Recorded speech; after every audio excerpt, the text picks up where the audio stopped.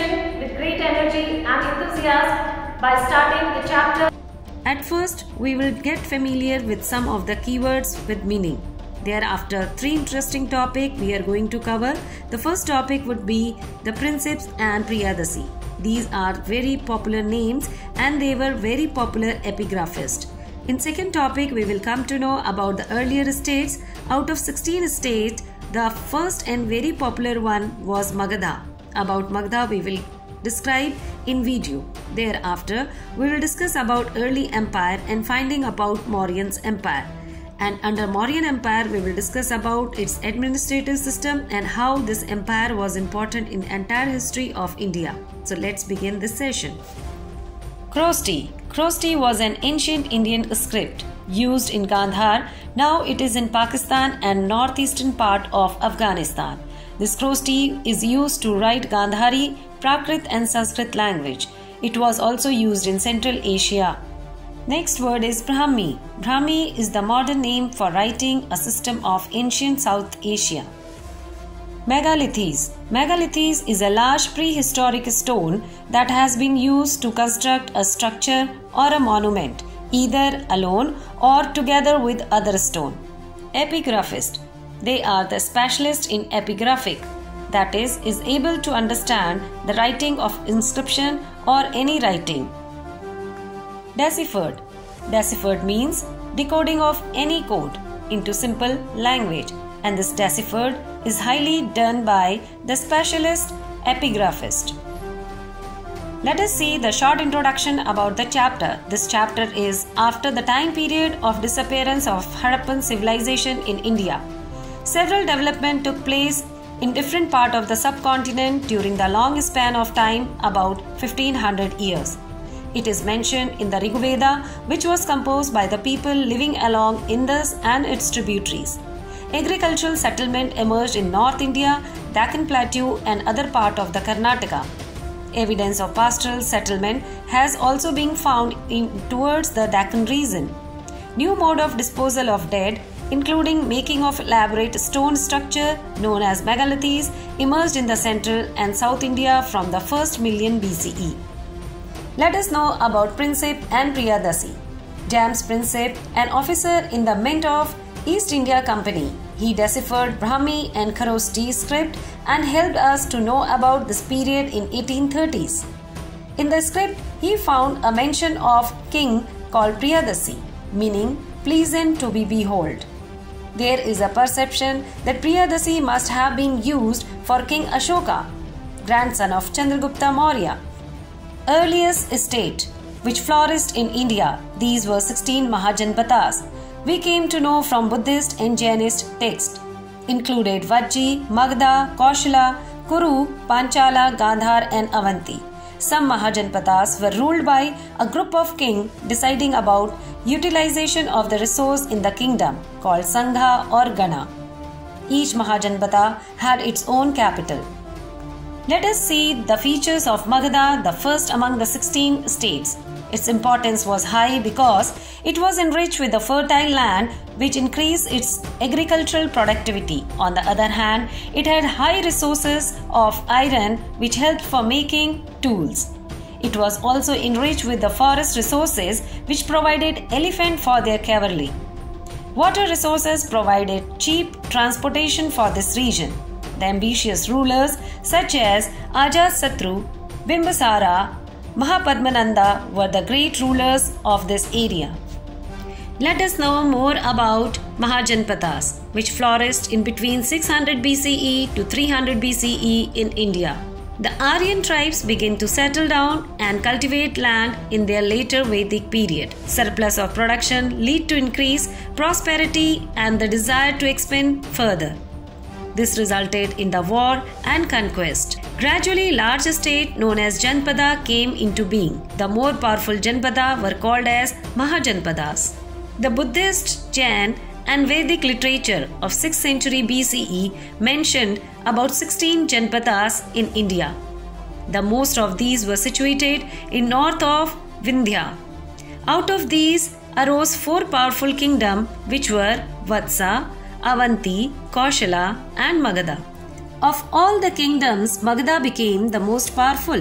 Rajgir was originally its capital, but later Patliputra became its capital. There were many reasons that lead to rise Magadha. Magadha had very ambitious and efficient ruler. The first important king was Bimbisara. He ruled for 52 years and expanded his territories through conquest and matrimonial alliances. Bimbisara's son Ajatasattu ruled for almost 32 years. He conquered neighboring states and made Magadha the most prosperous kingdom in northern India. Magadha benefited from its fertile soil. Rivers like Ganga and Son provided water for daily need and was also used for trade and transportation. Magadha had well-organized army. There were forests that provide timber and elephant for army. Another advantage was iron and copper deposit in the kingdom was very popular. That's why they were able to make tools for agriculture and weapons for their war. Town also grew during the time which promoted trade. There was an excellent system of road which were connected to the river ports and centers of trade. Magadha had a good administrative system and right to collect taxes made for king, powerful and rich. Coins were used by the rulers of Magadha. That shows that kingdom was economically prosperous. Mahapadmananda, a king of Nanda dynasty, seized the throne of Magadha by 4th century BCE. Thereafter, he transformed Magadha into mighty empire. Dhanananda, the last ruler, was overthrown by Chandragupta Maurya. Alexander, the king of Macedonia, was one of the greatest kings in the history of the world. He conquered vast territory that included Asia Minor, Syria, Egypt, Mesopotamia, and Persian Empire, which extended up to the Indus Valley. Alexander invaded India in 326 BCE, at a time when northwestern India was divided into number of warring kingdoms. However, Alexander had no difficulty in bringing them under the control. Porus was the ruler of Purva, the area lying between Jhelum river and Chenab. When Alexander invaded Purva, he was met with the stiff resistance from Porus. Porus fought heroically, but he was defeated. Porus was captured and brought before Alexander. Alexander asked him how he would like to be treated. Porus replied, as one king should be treated with another. Impressed with this, he replied Alexander that set Porus free and returned all his territories. They became friends. Alexander proceeded to conquer till he reached river Bias. His war-weary army refused to advance any further. They were not willing to face the powerful army of Magadha, which was laying beyond the river. So Alexander had to retreat. He died at the age of 33 in Babylon in 323 BCE on his way back to Macedonia. Alexander's invasion established a direct link between India and Europe. This eventually led to the establishment of 4 different trade routes. The cultural contract with the Greek led to the growth of Indo-Greek school of art known as Gandhar School of Art. Alexander's campaign scattered the power of small states of northwest India. This paved the way to the future political unification of India under the Mauryas.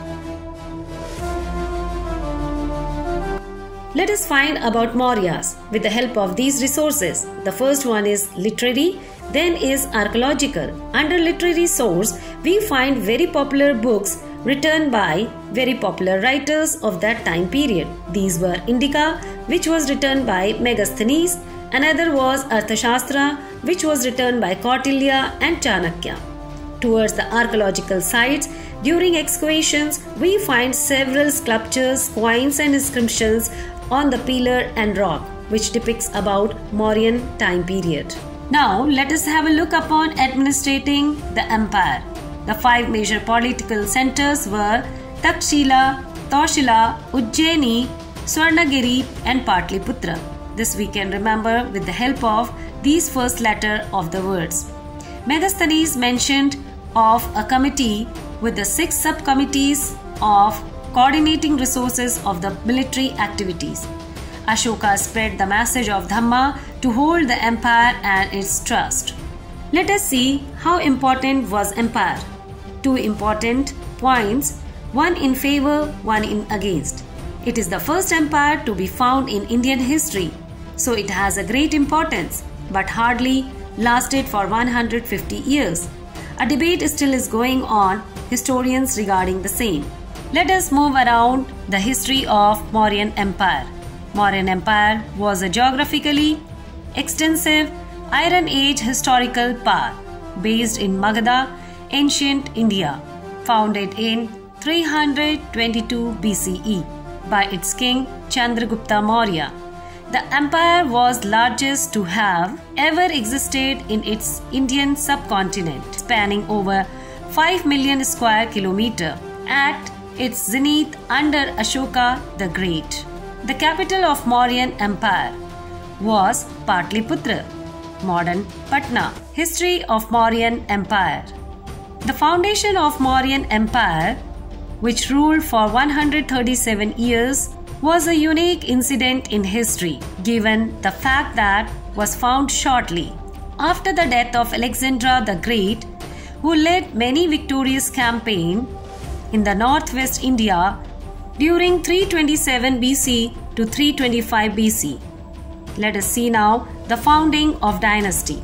As described earlier, the Mauryan dynasty was established by Chandragupta the Maurya, who, with the help of his most trusted advisor and counselor Chanakya, overthrew the Nanda dynasty and built one of the largest empires ever on the Indian subcontinent.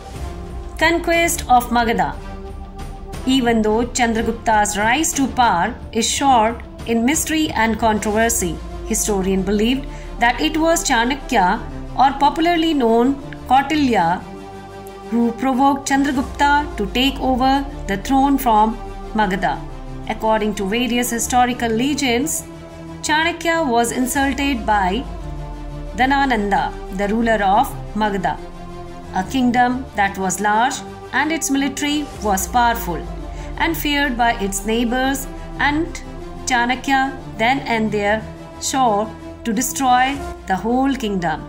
In order to take revenge from Nanda's king, he used intelligence and, along with Chandragupta, gathered along with the many young men across the Magadha and other provinces. Men who were upset over the corrupt and oppressive rule of their king all helped him. Plus, they were able to conquer the necessary resources of his army to fight a long series of battles. Mauryans, while preparing to invade Patliputra, came up with the strategy. A battle was announced where Magadha army was down from the city of battlefield to engage with the Maurya's force. Meanwhile, Mauryans' general bribed the corrupt general of Nanda. Chandragupta's army even managed to create an atmosphere of civil war in the kingdom, which led to the death of heir to the throne. Ultimately, Nanda resigned, handing over the Chandragupta and went to the exile. Chanakya contracted the Prime Minister Raksha and convinced him that he is loyal to the Magadha, not to the Nanda's dynasty, and that he should remain in office. Finally, the first king of the Maurya's dynasty, Chandragupta Maurya, became the emperor. Chandragupta Maurya became the first emperor to unify India into a state, creating one of the world's largest empire in this time and the largest ever in India's subcontinent. The classical Greek writer described Chandragupta Maurya as a man of humble origin, but do not mention his exact caste. He was born orphan and abandoned, raised as son by another pastoral family, was recognized and taught by Chanakya. Chanakya was a Hindu Brahmin, the author of Arthashastra. Chandragupta, at the end of his life, renounced everything and became a Jain monk. The region of Chandragupta, as well as the dynasty which followed him, was an era of economic prosperity, reforms, and expansion of infrastructures. Many religions thrived in India during his rule, with Buddhism, Jainism, and Avika gaining prominence along with Brahmins. When his father Chandragupta stepped down from the throne, he extended the vast empire which he inherited from his father to the South India as far as what is now known Karnataka. Bindusara maintained friendly relation with Hellenic West established by his father and bought 16 new states under the Mauryan Empire. He almost conquered entire Indian peninsula and was popularly known as the king who conquered land between two seas. Bindusar resigned for 28 years and died in 270s BCE. Bindusar, after his son's death, succeeded by the Ashoka the Great. As a young prince, Ashoka was a magnificent commander who crushed revolt in Ujjain and Takshila and was given the charge of viceroyship of Ujjain. He was an aggressive and ambitious monarch who reasserted the empire's superiority in southern and western part of India. In regard to Ashoka's assertion to the throne, there is a general agreement in the source that Ashoka was not crown prince but succeeded after killing his brothers. But the pivotal event of his life came when he conquered Kalinga in 261 BCE. Kalinga controlled the routes to the South India both by land and sea, and it was therefore necessary that it should become a part of Mauryan Empire. Even though Ashoka's army succeeded in overwhelming forces and civilian unit in order to build a fortification, an estimated 1 lakh soldiers and civilians were killed in the furious warfare. Ashoka, when personally witnessed the devastation, his heart was filled with remorse and guilt. Affected by so much destruction, Ashoka embraced Buddhism and renounced war and violence.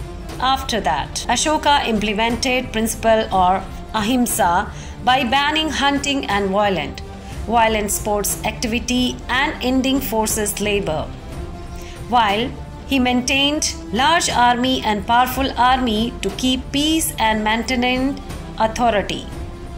Ashoka expanded friendly relation with the state across the Asia and Europe and sponsored Buddhist mission.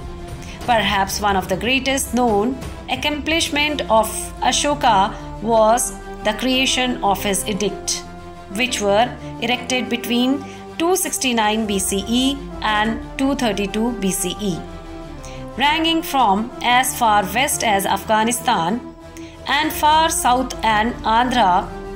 Ashoka's edict state his policies and accomplishment. Over 40 years of peace and harmony and prosperity made Ashoka one of the most successful and famous monarch in Indian history. He remained an idealized figure of inspiration in modern India. Ashoka's grip over the imperial organization became weak, and the Mauryan began to decline with the death of him in 232 BC. Ashoka's death was followed by the division of the empire into two western and eastern halves, and 50 years of succession of weaker kings. His firstborn Mahendra went on to spread Buddhism across the world. His another son was blind, hence he could not ascend to throne, and his third son Kuarkai died even earlier than Ashoka. The Mauryans slowly started losing all their territories, and finally in 180 BCE, and the last king Brihadratha was killed by his general Piyushmitra Sunga in a military parade without any heir. The great Mauryan Empire declined, giving rise to the Sanga Empire. That's all in this video lecture, dear children. Remaining topic we are going to cover in the upcoming video lecture. Till then, stay happy, stay safe.